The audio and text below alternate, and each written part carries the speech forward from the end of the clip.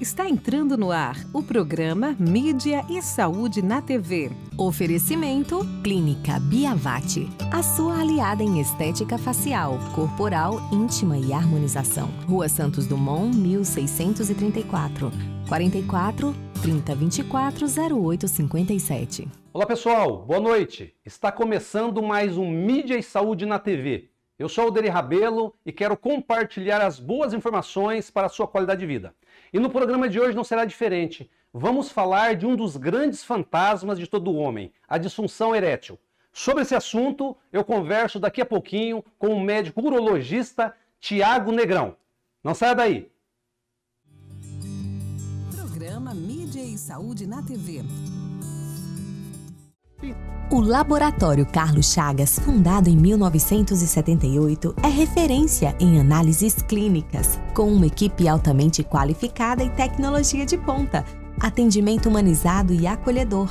A honestidade e a ética são pilares fundamentais que guiam todas as suas ações. A busca incessante pela qualidade é o que move o Laboratório Carlos Chagas, proporcionando um cuidado integral e personalizado para cada paciente. Na RP Training, nós acreditamos que o exercício físico vai muito além do corpo, ele transforma vidas. Aqui, cada treino é planejado para ajudar você a alcançar saúde, disposição e bem-estar. Venha sentir essa energia em nosso estúdio. Marque já a sua aula experimental e descubra como é treinar em um lugar feito para você. Ligue 44 991 14 0529. RP Training, transformando vidas através do exercício físico. Pensando em alternativas para aqueles pais que não podem acompanhar seus filhos no pediatra em horários comerciais, a doutora Marielle Wolters implantou uma clínica com agendas à noite, finais de semana e feriados. Se precisar, estamos à sua disposição para melhor atender seus filhos. Clínica Doutora Marielle Wolters. A motricidade orofacial é a especialidade da fonoaudiologia que trata os músculos da face e as dificuldades para mastigar, deglutir, respirar e falar em todas as idades, melhorando a saúde e a qualidade de vida. Auxilia na respiração oral, ronco e apneia do sono, na recuperação das cirurgias faciais, disfunções da ATM, paralisia facial e estética da face. Clínica de Motricidade Orofacial, doutora Silmara Regina Pavani Sovinski, 44 30 25 5565. Programa Mídia e Saúde na TV. Pessoal, já de volta aqui com Mídia e Saúde na TV e com o nosso convidado de hoje, o médico urologista Tiago Negrão, com quem nós vamos ter um papo bem bacana sobre esse tema tão instigante e cercado por muitos mitos, tabus e talvez até muita desinformação. E o Dr. Tiago vai nos ajudar aqui a entender um pouquinho melhor desse assunto. Dr. Tiago, boa noite, é um prazer recebê-lo aqui. Seja bem-vindo pela primeira vez no Mídia e Saúde na TV. Acredito que é a primeira de muitas. Se Deus quiser, um prazer, Alderi. Obrigado pelo convite, um prazer estar aqui com vocês, com quem está assistindo também, um prazer ter vocês aí como espectadores. E nosso objetivo, doutor, é sempre transmitir qualidade de vida, formas para que as pessoas possam viver mentalmente, organicamente, feliz e com qualidade, né? E nosso tema não vai ser diferente. E eu queria que você falasse, doutor, porque quando a gente usa o termo disfunção erétil, a primeira impressão que vem é a dificuldade que eu tenho de ter ereção. Mas eu queria que você explicasse, dentro dessa nomenclatura, disfunção erétil, a manifestação é apenas isso ou existem outros problemas que podem configurar, podem caracterizar também a disfunção erétil? A definição de disfunção erétil é a incapacidade do homem de ter e manter uma ereção que possa satisfazê-lo, ele, a parceira ou parceiro, né, de forma completa. Então isso é a definição. Mas o nosso tema hoje aqui, a disfunção erétil, é tão cercado, tão ampla, tem tantos aspectos que a gente fala assim, isso aqui tá ruim, pode influenciar, isso aqui, também pode, isso aqui também pode. Então, é algo que não existe uma receita do bolo, né? Isso aqui é igual para todo mundo, então tem muitos aspectos, tanto psicológicos, tantos orgânicos, né? Que tá tudo alinhado. Por exemplo, a parte de vascularização do pênis, a parte dos nervos que chegam ali. Então, realmente são vários pontos que se interceptam aí para poder chegar nesse quadro, né? Claro. Doutor, há exemplos de outras especialidades, né, da medicina, eu sempre faço questão de frisar que é muito importante a gente transmitir essa ideia para as pessoas que estão do outro lado, do arsenal de recursos que existem, né, do avanço a cada dia em passos largos da medicina e, especialmente, hoje, né, a urologia não é diferente, né, doutor? Então, quando a gente se fala de avanços, né, a urologia não fica nem um pouco atrás, né? A gente percebe assim que ela cresce, oferece cada vez mais recursos, tratamentos para as pessoas que sofrem de diversos problemas, inclusive desse que é o nosso tema específico hoje, da disfunção erétil, né? Sem dúvida. Acho que a urologia é um dos grandes polos aí da medicina que tem um avanço científico muito grande. A gente percebe com o robô, né, para fazer a cirurgia da próstata, a prostatectomia radical, foi uma das primeiras especialidades que começou a utilizar e hoje em dia já está praticamente em todo o Brasil aí, né? Mas graças a Deus a medicina está sempre em evolução. Então a gente está sempre procurando estudar, aprender novas formas de poder melhorar a qualidade de vida das pessoas. E essa é algo que eu percebo, Alder, que quando o paciente tem a disfunção erétil, ele sofre como um todo, ele sofre não só com o parceiro, né, com a parceira, ele sofre para trabalhar, ele não dorme bem, ele não consegue se interrelacionar bem com as pessoas, porque influencia em tudo. Quando vai bem essa questão, eu percebo que ele é outro homem, é outra pessoa, claro, quando isso aí tá indo bem, né? E uma coisa, doutor, a gente precisa, uma das expressões que eu utilizei, não existe ainda, embora muitas informações, eu sei que o ser humano está mais aberto às informações, inclusive na área de saúde, mas ainda por parte de algumas pessoas, preconceito, mitos, às vezes criação muito rigorosa, mas a gente sabe que o sexo, né, a vida sexual é um dos pilares na vida do ser humano, né? Sem dúvida nenhuma. Né, então é algo que ele tem que ter em mente, que é importante. Se ele está falhando, se ele está tendo algum problema, ele verificar e buscar ajuda, porque realmente, como você disse, interfere em todos os aspectos da vida, né? E é interessante que no caso da disfunção erétil, antigamente pensava, se não tem o que fazer, se não está funcionando, primeira coisa que é difícil, de que está mudando um pouquinho hoje, é a coragem de chegar no médico, chegar em mim e falar, doutor, não estou funcionando. Minha esposa tá me cobrando. Tem várias histórias assim que o homem às vezes se esconde, né? Nesse medo que ele tem de pensar que não tem tratamento, que é o fim da vida. E às vezes até outros problemas, né? Às vezes se separa. Eu tenho um paciente que chegou pro doutor, ele falou assim, doutor, eu peguei como se fosse um contrato com a minha esposa, que eu tinha medo dela. Eu ia dormir antes, deitava na cama e falava assim, eu vou dormir, porque se ela me cutucar, eu tenho medo de não funcionar. E acontecia isso. Então, quanto isso aí influencia? Ele chegou a dar um papel, falou assim, amor, eu sei que a gente tem 3 filhos, mas eu não tô funcionando mais, se você quiser me largar de mim, e pelo contrário, né, ela acolheu ele, trouxe ele para conversar comigo, hoje é outra família. Então tem tratamento, para quem tá assistindo a gente, tem uma gama de recursos aí que a gente pode ajudar os pacientes. Com certeza. Doutor, e falando em relação sexual, pressupõe não apenas a pessoa que tá sofrendo ali, o homem no caso, né, a questão da disfunção, mas a mulher, no caso, né, o parceiro, enfim, né? E aí, doutor, nesse aspecto, o que você poderia pontuar com relação a fatores, né? Porque você fez alguns exemplos aí de questão emocional, pode ser um deles, né? Questão orgânica. Dentro das questões que você enxerga no teu dia a dia, quais são os fatores que mais prevalecem, que são geradores da disfunção erétil? Eu costumo colocar sempre na mão, assim, para poder facilitar, até para explicar para os pacientes, né? Um fator super importante que a gente precisa conversar bastante no consultório é a parte psicológica, né? Psicogênica. Então, a gente precisa sempre coletar bem uma história do paciente para saber se essa disfunção começou faz um mês, começou com a nova parceira, ou desde quando ele é adolescente ele já tem essa disfunção, né? Se tem um quadro de ansiedade, se tem um quadro de depressão associado, tudo está interligado. Então, além desse quadro psicogênico, que pode ser desde quando começou a ter relação sexual ou com a nova parceira que começou agora, recentemente, né? A gente sempre tem que estudar a parte vascular, né? A parte vascularização do pênis, a parte hormonal, super importante, a parte dos nervos, né? É muito importante. E a parte que a gente precisa ver a questão de qualidade de vida do paciente. Então, a gente sempre precisa se cercar de entender e perguntar sobre todos esses aspectos, porque eles podem estar, na maioria das vezes, eles estão interligados, né? É muito comum ter essa visão ampla do paciente. Não dá mais só para colocar a culpa Ah, não, Ah, você num está fator ou sedentário outro. ou outro. Então a gente precisa Uhum. se cercar de vários outros Entendi. aspectos. Eu queria que você explicasse um pouquinho, doutor, o processo de ereção. Como funciona? Porque tem ali a questão do sangue, né?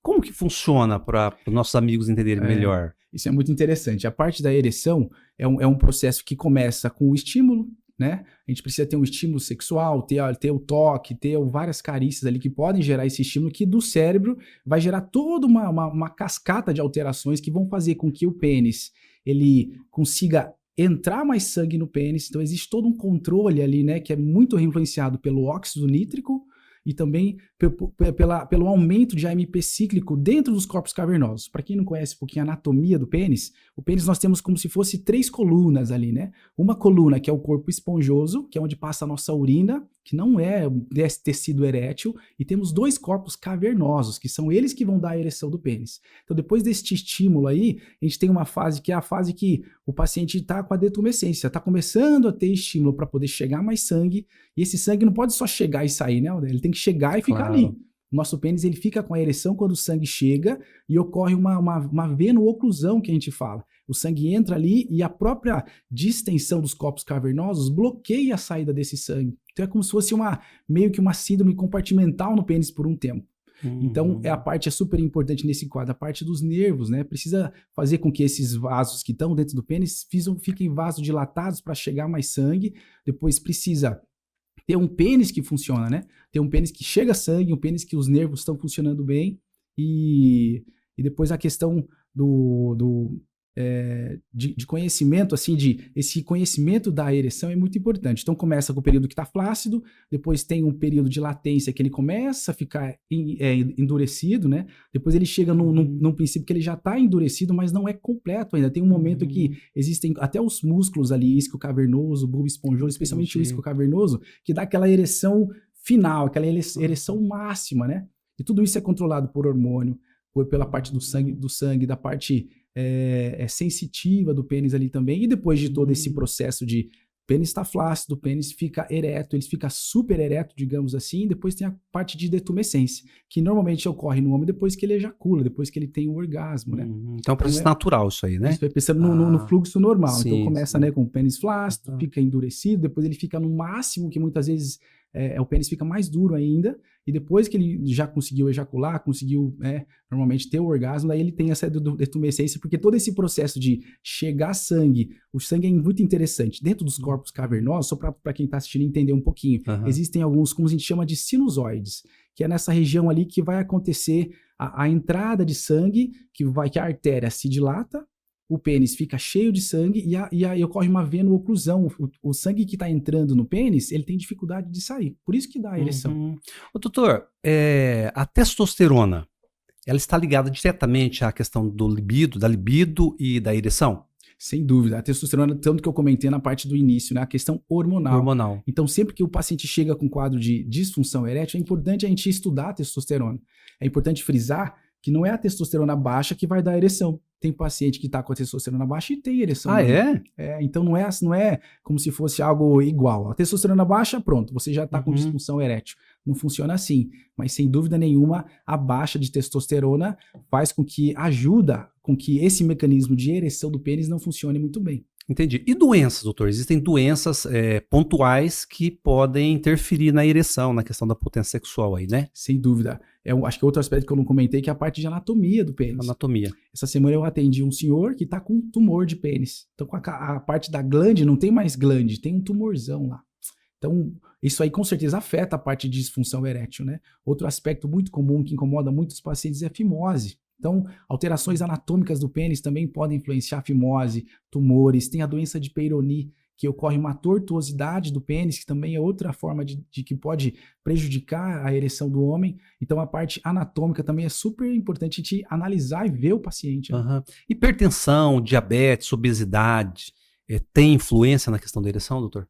Alderi, é super importante de falar para os pacientes que, normalmente, o paciente, quando chega na minha clínica, no meu consultório, na minha frente, fala, doutor, tô com esse quadro de disfunção, é um paciente que poucas vezes o homem ainda vai no médico assim, mas quando tem disfunção ele procura. E é importante a gente investigar nesse paciente doenças cardiovasculares. Então é um paciente que muitas vezes é hipertenso e não sabe, muito comum. O senhor sabe se é hipertenso? Não sei. Eu peço os exames, meço a pressão, ver se ele não é diabético, porque essas doenças, elas geram um dano endotelial, e o endotélio é aquela parte que eu falei dos vasos que precisam ter essa dilatação para poder funcionar essa dilatação, para esse aprisionamento de sangue dentro do pênis. Então, essas doenças crônicas, especialmente as cardiovasculares, elas têm uma relação direta com a disfunção. E até precedem, normalmente, quando o paciente tem um quadro de disfunção erétil, em média aí 3 anos antes dele ter um infarto, dele ter um AVC, ele está tendo disfunção erétil. Então, para nós, urologistas, disfunção erétil, a gente tem que focar nas doenças cardiovasculares e as doenças crônicas de forma geral, porque elas têm uma relação direta com a disfunção. E às vezes a disfunção serve para a gente fazer o diagnóstico dessas doenças, né? Às vezes o paciente fica descobrindo essas doenças depois. Diabetes, a hipercolesterolemia, né? Colesterol alterado no sangue, a parte de pressão, a alteração da pressão, pressão alta, a parte também que a gente tem algumas coisas que a gente tem que sempre investigar, a parte de, pode estar um hipertireoidismo que está associado, porque é importante só para frisar um pouquinho na parte de funcionamento da ereção, a gente tem 2 sistemas que são muito conhecidos por todos, que é o sistema simpático e o sistema parasimpático. O sistema simpático é aquele que é muito comum a gente explicar que é como se fosse uma luta ou fuga. Você está diante de algo que você ou precisa lutar ou precisa correr. Nesse momento, você não vai ter ereção. Eu sempre brinco que é um cachorro. Você parou na rua, um Rottweiler que quer avançar você. Você não vai pensar em ter ereção, teu corpo não vai se preparar para isso. Então você corre, a parte de sangue vai tudo para os músculos para você ter uma reação de luta ou fuga. Mas para ter ereção é o sistema parasimpático que é importante, que é o sistema de relaxamento, de tranquilidade. Por isso que o homem, quando está muito nervoso, ansioso, nervoso demais, esse sistema simpático predomina diante do outro. E o paciente não consegue ter ereção. Por mais que está com o pênis perfeito. Um homem jovem pode ter disfunção também. Porque a parte, às vezes, psicológica ali, ele não deixa que o mecanismo de ereção funcione corretamente. A adrenalina, né? Adrenalina, de repente ele está fisiologicamente bem, mas emocionalmente talvez abalado, né? Então isso aí tem uma influência, né? Doutor, agora, com relação a essas doenças aí, diabetes, hipertensão, colesterol elevado, bom, então se tem um problema, evidentemente tem que ser tratado. Mas a gente ouve popularmente, ou leigamente falando, que esses medicamentos também podem interferir na ereção. Isso procede ou não? E se procede, quais seriam as linhas de tratamento, de abordagem aí diante dessas questões? Porque tem que tratar. Tem que tratar, né? Sem dúvida. Então é super importante. Quando eu chego nesse diagnóstico e eu preciso tratar, normalmente eu encaminho para um especialista, se é um diabetes, se é a hipertensão, né? É importante ter o diagnóstico e tratar. Existem umas causas de disfunção que são os remédios. Tem remédio para a parte, como se diz, para a parte da psiquiatria, paciente que tem ansiedade, depressão. Muitas vezes esses próprios remédios podem gerar esse quadro, a bipolaridade. Então a gente precisa sempre sentar com o paciente, entender os medicamentos que ele está usando e ver, realmente pode ter uma interferência desse remédio na sua qualidade de vida. Eu tenho um caso bem recorrente, que era até um aluno de medicina que passou comigo, que tinha transtorno bipolar, tomava vários remédios e tinha um quadro de disfunção erétil com 24 anos. 24, muito então, jovem. Como a parte de medicamento, eu conversei com o psiquiatra dele, a gente ajustou as medicações e ele começou a ter ereção normalmente. Então, saber que tem remédio, né, que pode influenciar a ereção também é bem possível, tem que investigar tudo. Doutor, a ejaculação precoce, nós estamos falando aqui de disfunção erétil e sempre fazendo essa associação com a dificuldade de ereção ou de manutenção da ereção, né? Sim. Mas a ejaculação precoce, ela está inserida nesse contexto de disfunção erétil? É algo diferente, mas é comum andarem juntos. É como se fossem irmãos gêmeos, eles são coisas diferentes, mas é comum o paciente que tem disfunção, às vezes, ter a ejaculação precoce. Muitas vezes, porque quando ele tem a ereção, ele fica, às vezes, tão nervoso que basta um mínimo estímulo, ele já ejacula. Então, ele acaba não tendo esse controle, né? Então, são duas coisas diferentes, que a gente trata de forma diferente, e tem alguns tratamentos que são conjuntos, por exemplo, uma terapia cognitivo-comportamental pode ajudar as duas coisas. Então, realmente, eles é comum virem juntos, mas pode aparecer separado também. Agora, você percebe no teu dia a dia que as pessoas estão mais abertas, estão buscando mais os profissionais, porque durante muito tempo ficava ali escondidinho, aquela coisa, a pessoa sofrendo, e tinha vergonha, um certo constrangimento. Como que você analisa essa questão? Eu acho que a primeira coisa muito importante de que a gente tem que passar isso para o paciente é essa tranquilidade disso, né? Que é um paciente que já vem meio já com vergonha de falar, com vergonha de contar histórias, às vezes teve algum trauma lá atrás que pode estar influenciando, mas hoje cada vez mais, graças a Deus, as pessoas estão vendo que tem tratamento, que tem como acompanhar, que tem como melhorar, e muitos que passam no meu consultório que melhoram, eles falam, mas por que eu não passei aqui antes? Fiquei 5 anos, 10 anos sofrendo com essa situação e não sabia que podia melhorar tanto assim. Então, tem muito o que fazer, tem muito como ajudar esses pacientes, né? E uma questão também que quando se fala determinados problemas, existe sempre uma tentativa de associar a idade. É claro que muitos problemas estão realmente associados ao processo de envelhecimento. Eu acredito que a própria disfunção também. Mas existem muitos jovens, né, doutor, que são portadores de disfunção erétil. Não é apenas digamos assim, uma característica, uma doença que está reservada aos idosos. A nossa estatística aí de homem até 40 anos, ela é baixa. Menos de 10% dos homens possuem a disfunção erétil. Mas acima dos 40, ela vai para 50%. Então, se a gente pensar em nível de mundo, 50% dos homens de 40 a 70 anos, eles têm algum quadro de disfunção, seja pequena ou muito importante, mas é muito mais recorrente porque a idade é um fator de risco. Os homens jovens, muitas vezes, estão relacionados à parte de realmente não se conhecer, de ficar muito nervoso, essa parte psicogênica é muito mais comum no jovem, porque fator de risco como obesidade, hipertensão, diabetes, é raro ter num homem de 25 anos, mas a gente sempre precisa investigar. Claro. Doutor, eu queria fazer um breve intervalo, tomar mais uma aguinha, né, para hidratar. Hoje, ainda mais esse clima, essa oscilação de temperatura, né, doutor? Tá frio, de repente quente, né? Então é muito importante a gente hidratar, né? Sim. Fazer um intervalo e na sequência, eu queria me aprofundar um pouquinho mais nesse assunto. Perfeito. E que você falasse de uma questão mais pontual dos recursos que existem. Os tratamentos. Os tratamentos. Muito legal. Vamos falar bom? Sobre isso. Tomar uma aguinha e na sequência a gente volta. Combinado. Pode ser? Pode ser. Pessoal, uma breve pausa aqui dos nossos comerciais. Na sequência, a continuidade desse assunto, principalmente os tratamentos que existem aí para quem está sofrendo da disfunção erétil. Não saia daí. Programa Mídia e Saúde na TV. Eco Maringá, clínica de imagem especializada em ultrassonografia vascular, ecocardiograma adulto, ecocardiograma infantil e ecocardiograma fetal. Eco Maringá, há 30 anos cuidando de você. Tradição e confiança na realização de ecodoppler, color, cardiovascular infantil e ecocardiograma fetal. Rua Luiz Gama, 500, Maringá, Paraná. Fone 44 3262 3455. Quem respira melhor, dorme melhor. Se você ronca, pode ser o início de uma doença grave, a apneia do sono. A Respirar Shop oferece um tratamento especializado com supervisão do fisioterapeuta Guilherme Munhoz, um especialista em tratar distúrbios do sono através do equipamento CPAP. Fale com a Respirar Shop pelo WhatsApp 98802-2334. Quando se pensa em comida saborosa, nutritiva, com qualidade, barata e variada, a melhor opção em Maringá é o restaurante Cassarola. Venha experimentar o mais delicioso cardápio num ambiente acolhedor e aconchegante. Agora, você pode contar com mais uma unidade no novo centro, próximo ao Shopping Avenida Center. Não esqueça, refeições e marmitex é no Cassarola. Avenida da Mandaré 279, fone 44 3301 8576, WhatsApp 44 998 12 5413.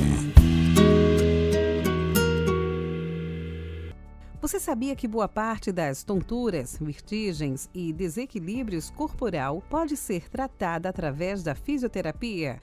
Através de exercícios personalizados e individualizados ou algumas vezes através de manobras de reposicionamento de cristais que se deslocaram dos canais, o labirinto. Procure a fisioterapia especializada. Ellen Matsumoto Meneghetti, Fisioterapia Vestibular, 44 99923 0000. Na Galen, farmácia e manipulação, cuidamos de você de forma única. Nossos farmacêuticos, referências do setor magistral, preparam o seu medicamento de forma personalizada, atendendo às suas necessidades. Visite-nos e descubra uma nova abordagem para a sua saúde. Avenida Rio Branco, 55, Zona 4, Maringá. 44 30 26 49 48. WhatsApp 44 99844 2229. Programa Mídia e Saúde na TV. Pessoal, já de volta aqui para o nosso segundo bloco e vamos ver em detalhes agora com o Dr. Tiago quais são os tratamentos, os recursos que existem para quem está sofrendo de disfunção erétil. E lembrando, né, pessoal, você que está em casa e que eventualmente estiver passando por esse problema, não adote isso como uma sentença final, né?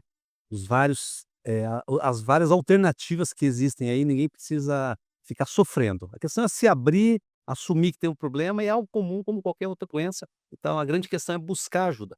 E é para isso que vocês estão aí, doutor, os especialistas, os urologistas, para ajudar as pessoas, né? Sem dúvida, acho que é super importante entender os tratamentos, que mudou um pouquinho essa forma de orientar os pacientes, viu? Sobre a disfunção erétil. O tipo de orientar? Antigamente, a gente falava pro paciente assim, ó, você tá com disfunção, faça o diagnóstico, tudo bem? Então o primeiro passo é começar com o medicamento via oral. Esse remedinho aqui, vamos ver se ele te ajuda, a gente vai ajustando a dose, precisa aumenta, diminui, e não falava sobre os próximos tratamentos. Ia como se fosse um passo a passo. O primeiro não funcionou, passo para a segunda possibilidade. Essa aqui não funcionou, passo para a próxima. Hoje em dia não.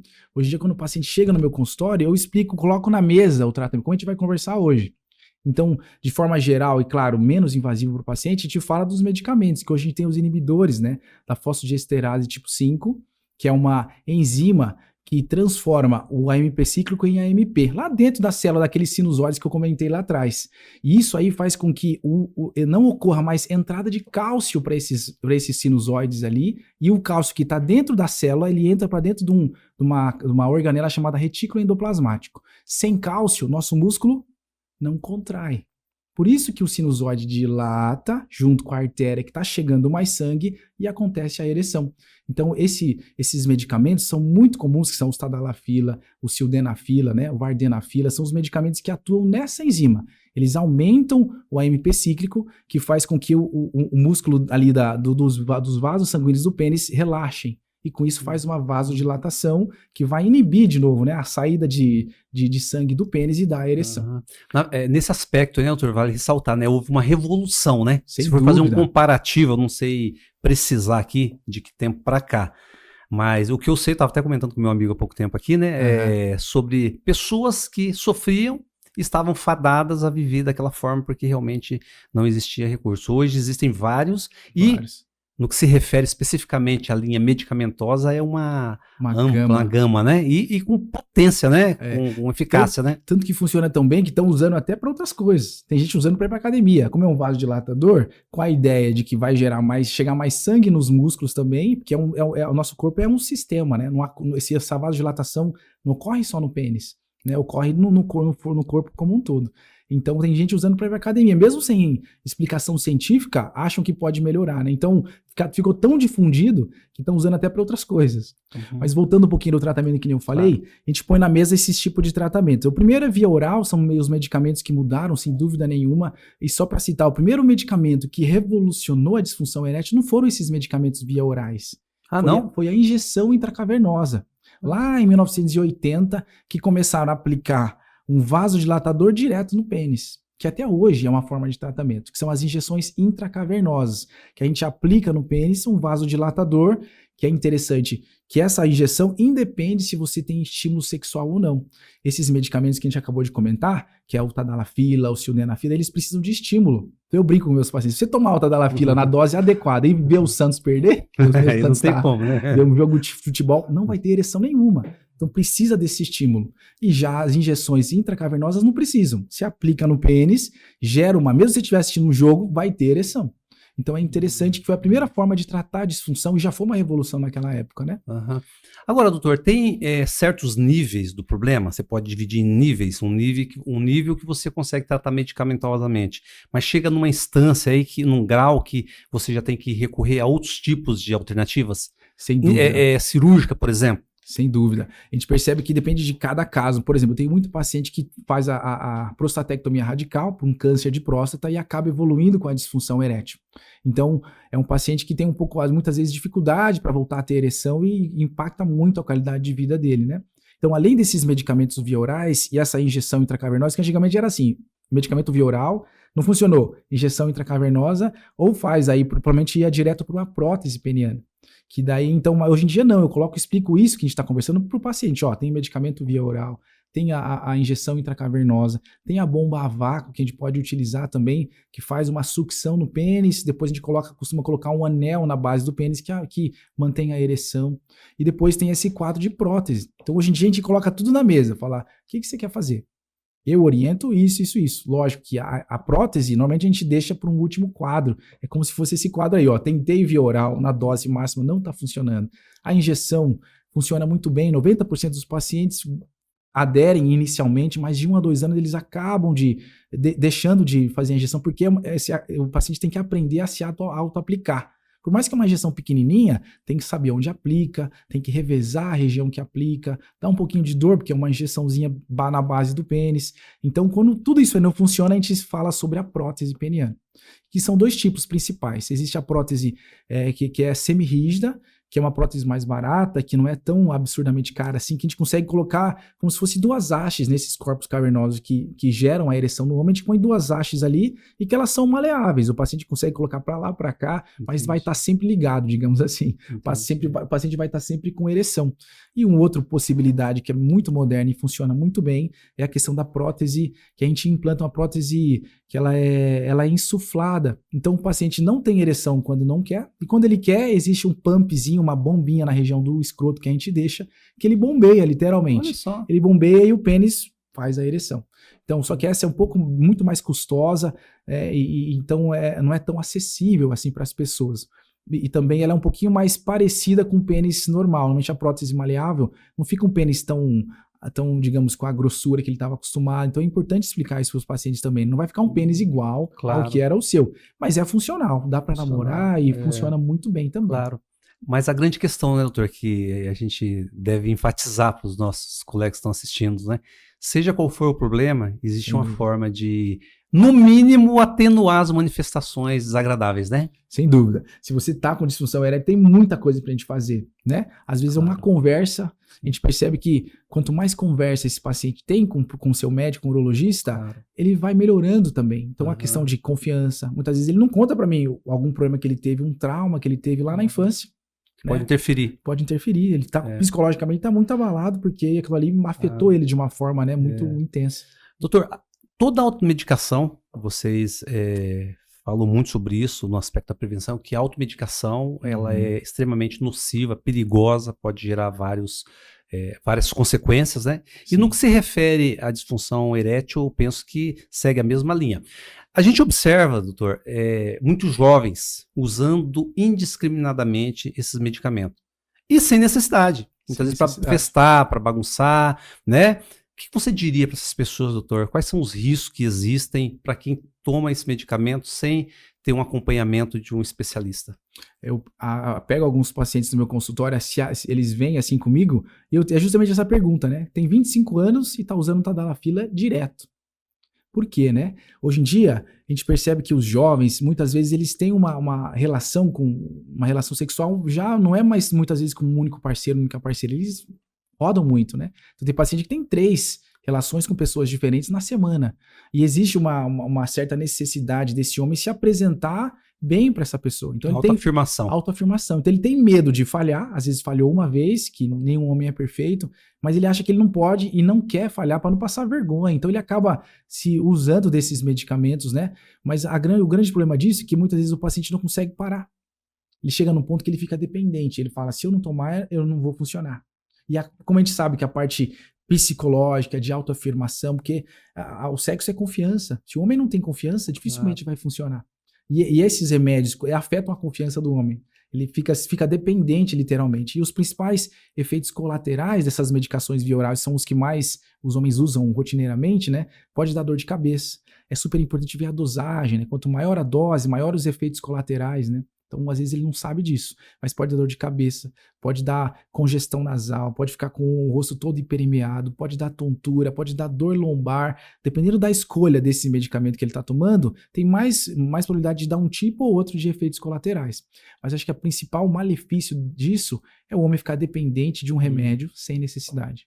Né? Então, essa orientação realmente de explicar para ele como funciona e desses malefícios de, imagina, um menino com 25 anos e deveria estar pensando em outras coisas, Claro. evoluindo, estudando, dependente de um remédio para ter relação. E fisiologicamente é improvável que esteja um problema Exatamente. Fisiologicamente ele deve estar sexual.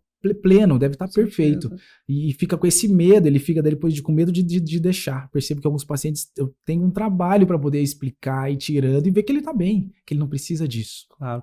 Doutor, agora em termos de hábitos, né, para a pessoa que tem uma vida sexual relativamente saudável ou saudável, né, Aham. mas ela quer manter, né? O que você diria em termos de hábitos para manutenção de uma vida sexual ativa e saudável?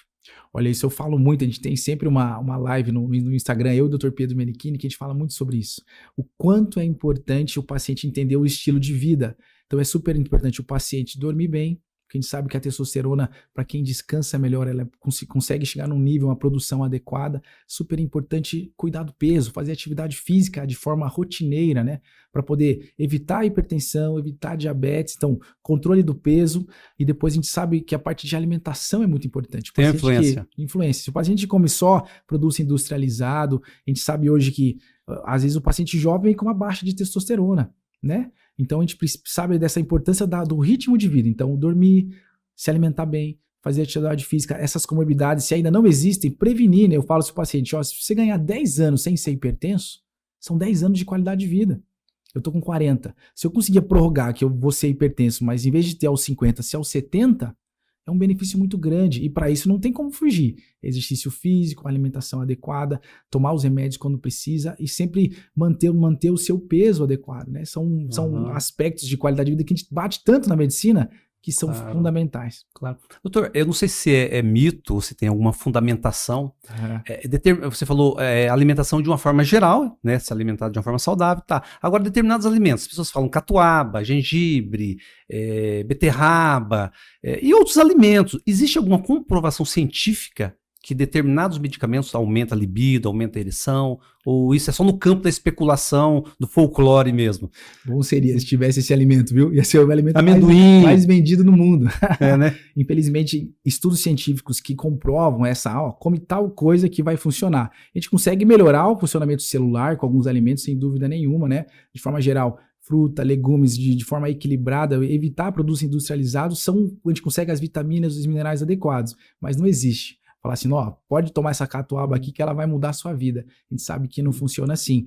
Então, o foco aqui é sempre o equilíbrio, né? Então, outro ponto que eu não comentei, que influencia muito a parte da disfunção, o paciente que fuma, tabagista. O tabagismo gera uma lesão endotelial, que é essa parte dos vasos sanguíneos interna, que controla o que entra, o que sai do sangue, o que entra no sangue, se vai mais sangue, se vai menos sangue. O nosso endotélio, que está dentro dos nossos vasos sanguíneos, ele é muito ativo. E essas doenças crônicas, como eu comentei, e o tabagismo, tem uma relação direta com esse má funcionamento endotelial, com essa inflamação crônica do paciente. Entendi. Né? Bebida alcoólica, ela é nociva para a questão sexual?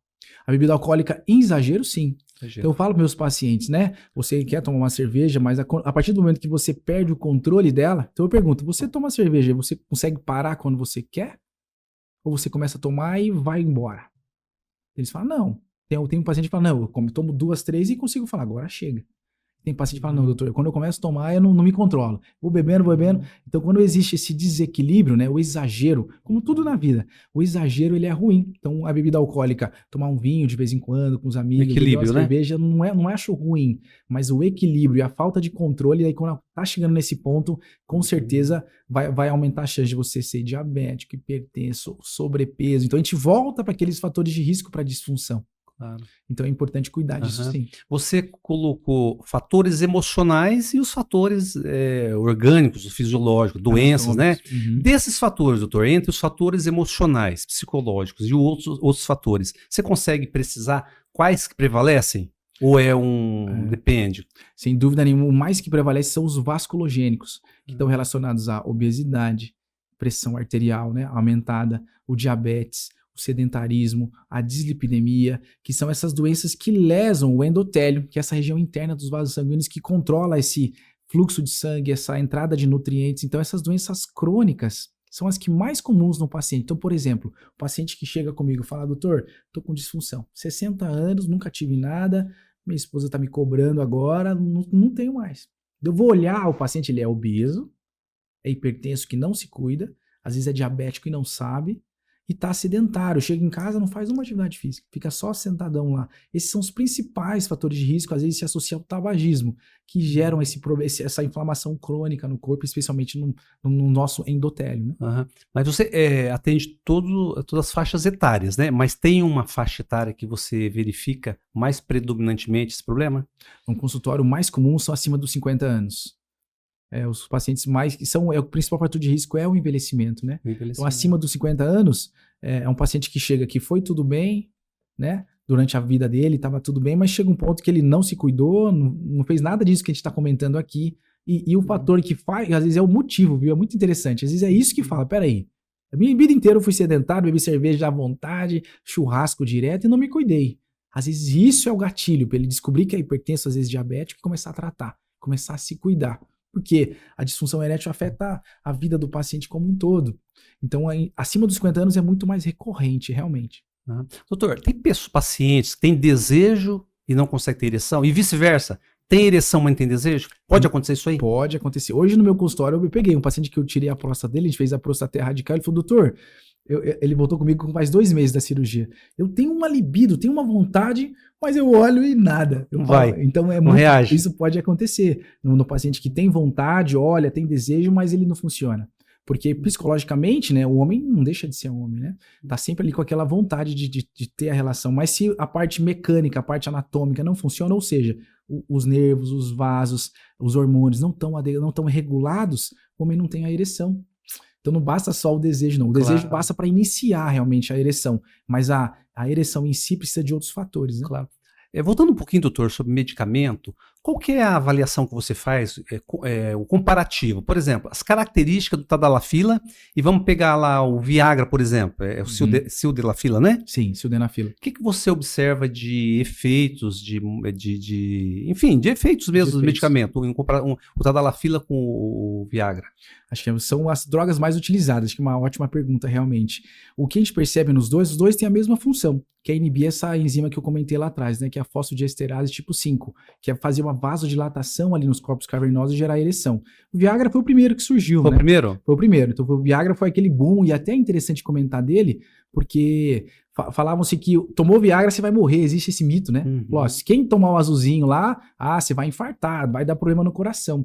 Hoje em dia está muito claro isso, que os únicos pacientes que vão passar mal com esses remédios são os que usam nitrato, que são vasodilatadores, muitas vezes que o cardiologista utiliza.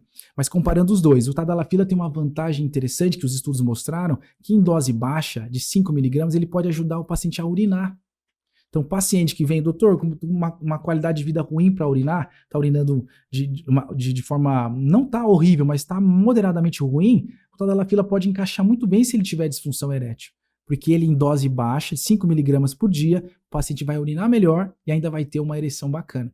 Isso não se comprova com o Sildenafila. O Sildenafila é utilizado mais para ereção realmente, né? São 2 ótimos medicamentos. Sim. Muitas vezes a gente usa eles sozinhos e às vezes pode até conjugar os dois. Então, por exemplo, o paciente que associados não está urinando bem e tem uma disfunção leve a moderada, eu começo a dar a fila diária e às vezes ele começa a urinar melhor, mas a função ainda não está legal. Fala, doutor, ele brinca que fica meia vida.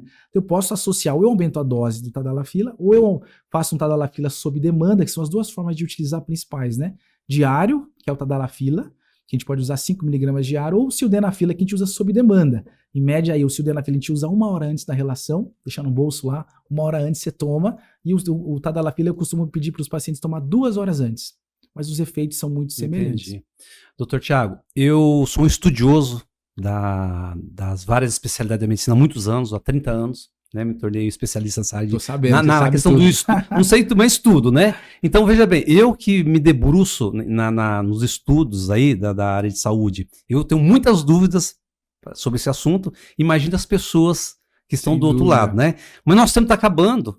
Mas eu já tinha falado para você que isso aqui essa é a primeira entrevista de muitas outras. Nós podemos até voltar nesse assunto, mas hoje já foi nosso tempo, doutor. Tá? Quando o papo é bom é assim. É assim, né, acaba e a gente quando o entrevistado é bom, quando que flui, vai embora rapidinho. Então, nosso tempo foi, mas a boa notícia é essa, tá? Já fica o convite aqui para um novo bate-papo. tá bom? Perfeito. Eu Foi agradeço. muito bom, tá, doutor? Muito bom mesmo, viu? Obrigado, eu agradeço demais, um prazer estar com vocês aqui. Eu acho que é um assunto que tem tanto mito, tanta dúvida, que é importante a gente esclarecer. E acho que o principal você já falou no início, falou, pessoal, se você tem esse quadro, conhece alguém, não se esconda, né? Procure ajuda. Existe muito o que fazer e a tua qualidade de vida muda demais. Então não esconda isso para você, vá atrás de ajuda. Tá certo. Muito obrigado mais uma vez, doutor. Boa noite e até a próxima. Obrigado, é um prazer. Boa noite a todos. Obrigado. Pessoal, Mídia e Saúde na TV está terminando por aqui, mas nos encontramos na terça que vem. Não deixe de acessar nossas redes sociais e se inscrever no canal Mídia e Saúde na TV. Um forte abraço e até terça.